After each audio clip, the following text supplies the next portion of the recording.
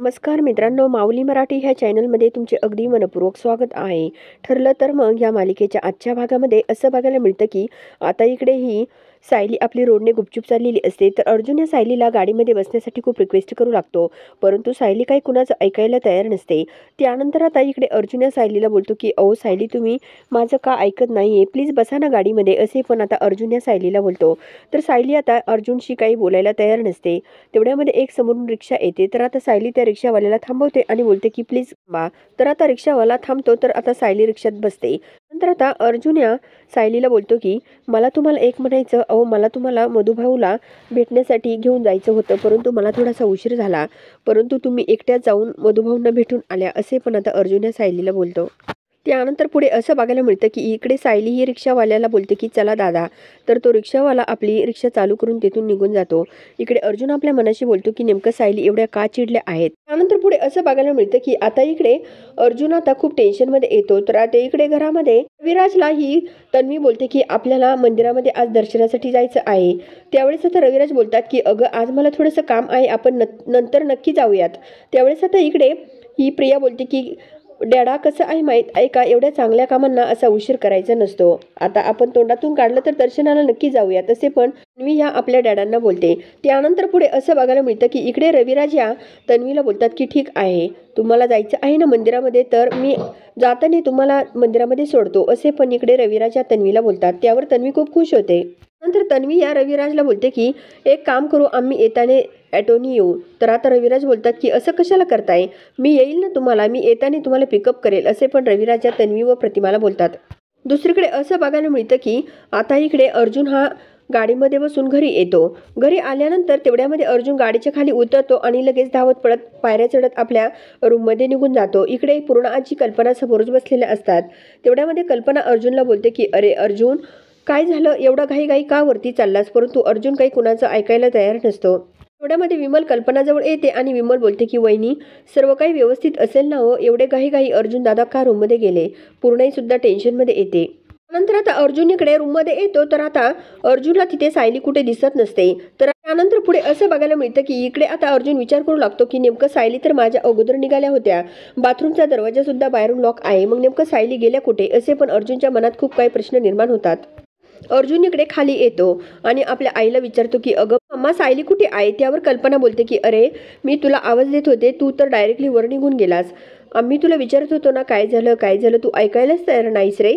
तर पूर्ण आजी बोलते की अरे सायली ही डब्बा घेऊन तुझ्या ऑफिसमध्ये गेली होती आणि आम्हाला वाटलं की आता तुम्हा दोघांनाही खूप वेळ लागला, बहुतेक तुम्ही दोघे जेवतच असताल, त्यामुळे आम्ही वाट नाही बघितली असे. पण पूर्ण आजी या अर्जुनला बोलते. त्यावर आता अर्जुन थोडासा विचार करू लागतो.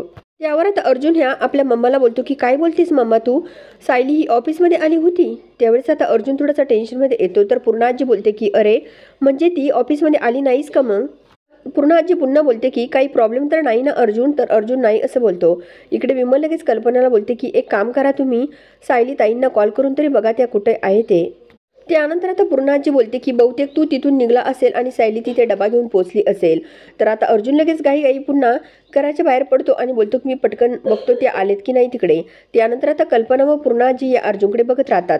इकडे आता अर्जुन पायऱ्या उतरत आपल्या घराच्या बाहेर येतो आणि इकडे गाडी चालू करून पुन्हा नेमकं सायली कुठे आहे ते शोधण्याचा प्रयत्न करू लागतो. सायली ही कुठेच दिसत नाही. आता अर्जुन चांगलंच टेन्शनमध्ये येतो. त्यानंतर अर्जुन विचार करू लागतो की खरोखर मिसेस सायली माझ्या ऑफिसमध्ये आल्या होत्या का, आणि त्या जर मग माझ्या ऑफिसमध्ये आल्या तर मग मला का भेटल्या नाही त्या असे. पण आता अर्जुन आपल्या मनाशी बोलतो. एवढ्यामध्ये नेमकं मिसेस सायली असं का वागतात कुणास ठाऊक, खूप स्ट्रेंथ वागतात त्या असे. पण अर्जुन आपल्या मनाशी बोलतो आणि त्यामधून लगेच मोबाईल काढतो. आता मोबाईल काढून अर्जुन लगेच इकडे सायली आपल्या ऑफिसमध्ये कॉल करतो आणि विचारतो की मिसेस सायली आज ऑफिसला आल्या होत्या का. तेव्हा आता जो काही हा शिपाई या ऑफिसमध्ये असतो तो बोलतो की नाही हो, नाही आल्या सायली आज. तर इकडे अर्जुन बोलतो की पुन्हा एकदा चांगला विचार कर आणि मग मला आठवून सांग. तर आता हा शिपाई बोलतो की नाही हो, नाही आल्या, मला दिसल्याच नाही. इकडे हा शिपाई बोलतो की अहो मी फक्त 2-3 मिनिटेच बाहेर गेलो होतो आणि 2-3 मिनिटामध्ये तर मिसेस सायली इथे येऊ शकत नाही आणि रिटर्न जाऊ शकत नाही.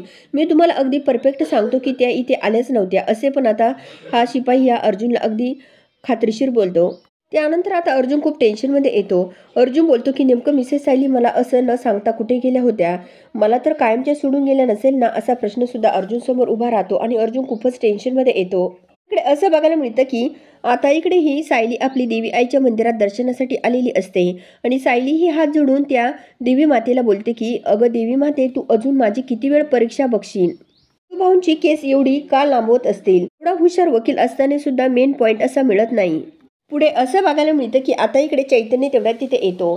चैतन्य बोलतो की काय रे अर्जुन, तुला एवढं कसलं टेन्शन आलंय? तर अर्जुन बोलतो की अरे चैतन्य, तुला माहीत आहे का सायली नाही आहे घरात आणि कुठे गेल्यात कोणास ठाऊक, मला खूप टेन्शन आले असे पण आता अर्जुन या चैतन्याला बोलतो. त्यानंतर आता इकडे अर्जुन हा बोलतो की अरे आम्ही मधुभाऊंना भेटण्यासाठी गेलो होतो, परंतु त्या तिथून एकट्याच निघाल्या आणि लगेच रिक्षामधून आल्या. मला वाटलं त्या घरी आल्या असेल, मग मी घरी बघायला आलो तर त्या इथे नाही येते असे पण आता अर्जुन या चैतन्याला सांगतो. त्यानंतर चैतन्य बोलतो की हे बघ, मला एक म्हणायचं अर्जुन, अरे नेमकं सायली कुठे गेले असतील, आपण त्यांना नक्की शोधूया, तू एवढं पॅनिक होऊ नको असे पण आता चैतन्य अर्जुनला शांत करतो. इकडे असं बघायला मिळतं की इकडे आता अर्जुन या चैतन्याला बोलतो की नाही, तू नको येऊ माझ्याबरोबर, तू एक काम कर, तू आतमध्ये जा, मी तोपर्यंत सायलीला शोधून आणतो. त्यानंतर आता दुसरीकडे असं बघायला मिळतं की आता इकडे सायली देवी मातेच्या मंदिरामध्ये दर्शन घेत असते, परंतु सायलीच्या डोळ्यामधून पाण्याच्या धारा वाहत असतात.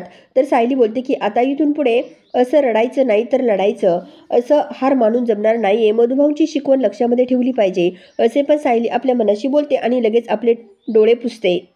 यातून आता मलाच काहीतरी मार्ग काढावा लागणार आहे असे पण सायली ही आपल्या मनाशी बोलते. त्यानंतर आता सायली या देवी मातेसमोर बोलते की अगं, ज्या माणसावर मी आयुष्य काढण्यासाठी स्वप्न बघत होते, त्या माणसाने जर माझी अशी फसवणूक केली तर काय म्हणावं ग देवी माते असे पण आता ही सायली आता देवी मातेसमोर बोलते आणि बोलते की देवी माते, बहुतेक माझा आंधळा विश्वास असेल ना असे पण ही सायली या देवी मातेला बोलते. आता सायली बोलते की असंच असेल देवी माते, कारण त्यांना जर माझ्या आयुष्याशी असाच खेळ करायचा असेल ना तर माझी तिने एवढी फसवणूक केलीच नसती असे पण आता सायली या देवी मातेसमोर बोलते. दुसरीकडे असं बघायला मिळतं की आता इकडे रविराज आणि प्रतिमा दोघेही गाडीजवळ येतात. आता गाडीजवळ आल्यानंतर इकडे ही प्रतिमा गाडीमध्ये बसण्यासाठी जवळ येते. तर आता हा रविराज बोलतो की एक काम कर, बस प्रतिमा. तेवढ्यात आता प्रतिमा बोलते की तन्वी आतमध्ये आहे. त्यानंतर आता रविराज या तन्वीला मोठमोठ्याने आवाज येतात. त्यावेळेस आता इकडे तन्वी बोलते की येते येते. पुढे असं बघायला मिळतं की आता नागराज या तन्वीला सांगतो की मी तिथे मंदिराच्या जवळ आसपास माझी माणसे पाठवलेली आहेत, तू फक्त तिथे जाऊन मॅनेज कर आणि मला लवकरात लवकर कळव असे पण नागराज हळूच या तन्वीला सांगत असतो. तर तन्वी खूप हसत असते. त्यानंतर रविराज या तन्वीला बोलतात की पटकन बसा, मला मीटिंग आहे.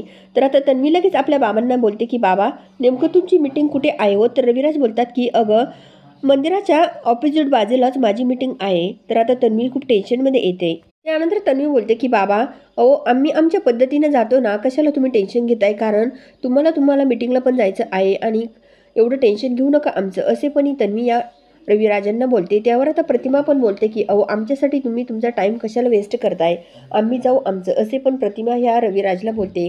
आता बिचाऱ्या प्रतिमाला काय माहीत की ह्या तन्वीच्या मनामध्ये काय पाप आहे ते. पुढे असं बघायला मिळतं की आता इकडे रविराज या तन्वी व प्रतिमाला बोलतात की बसा पटकन गाडीमध्ये, मी तुम्हाला पोच करतो. त्यानंतर आता इकडे प्रतिमा गाडीत बसते तर नागराज हळूच तन्वीला बोलतो की ऑल द बेस्ट. त्यानंतर तन्वी सुद्धा गाडीमध्ये बसते. त्यानंतर आता इकडे नागराज आपल्या मनाशी बोलतो की वा तन्वी, तुला तर अगदी मानायला पाहिजे, अगदी दादाला तू खड्यासारखं बाजूला केले असे नागराज इकडे आपल्या मनाला सांगतो. दुसरीकडे असं बघायला मिळतं की आता अर्जुन या सायलीचा शोध घेत असतो. सायली नेमकं कुठेही अर्जुनला दिसत नसते. अर्जुन गाडी चालवत असतो परंतु खूप इकडे तिकडे बघत असतो. गाडी चालवत असताना अर्जुन या सायलीला कॉल पण खूप करत असतो आणि आपल्या मनाशी बोलतो की पिक ऑफ द कॉल सायली. परंतु सायली इकडे मंदिरामध्ये उभी असते. सायली काय कॉल घ्यायला तयार नसते. तेवढ्यामध्ये सायली खूप रडत पण असते आणि इकडे तिकडे बघत पण असते. त्यानंतर आता मंदिरामध्ये अवतीभोवती खूप माणसे असतात.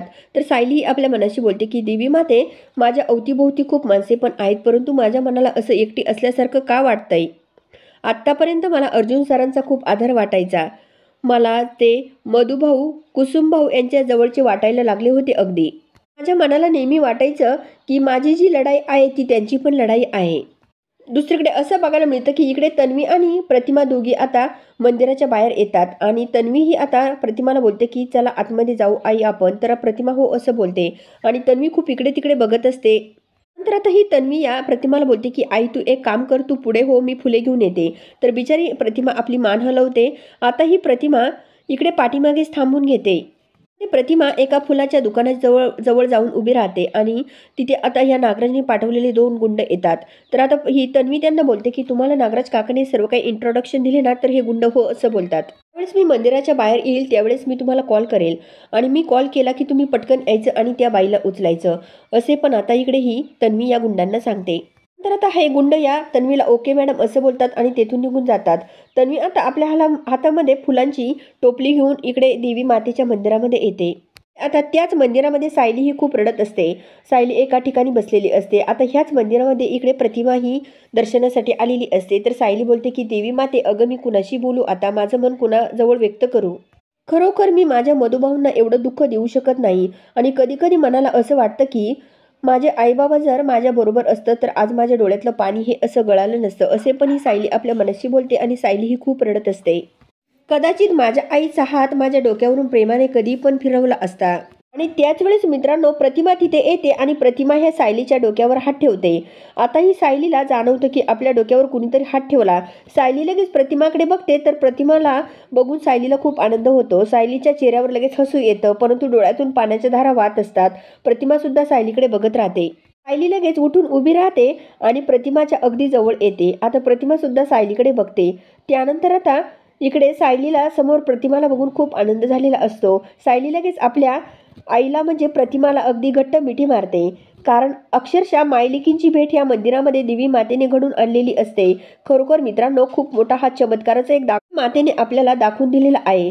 त्यानंतर सायली ही प्रतिमाचा हात आपल्या हातात घेते आणि बोलते की प्रतिमा आत्या, तुम्हाला कसं कळलं की मी ह्याच क्षणी इथे आहे म्हणून? मला ह्याच क्षणी तुमची गरज होती आत्ता. या मायेची गरज होती मला तुमची. प्रतिमा ही सायलीच्या तोंडावरून हात फिरवते आणि बोलते की बस बाळा खाली. त्यानंतर आता सायली या प्रतिमाला सांगते की प्रतिमा आत्या मला अगदी खूप मनापासून हरवल्यासारखं वाटते. त्यावेळेस आता इकडे प्रतिमा आत्या विचारते की अर्जुनशी तुझं भांडण झालं का?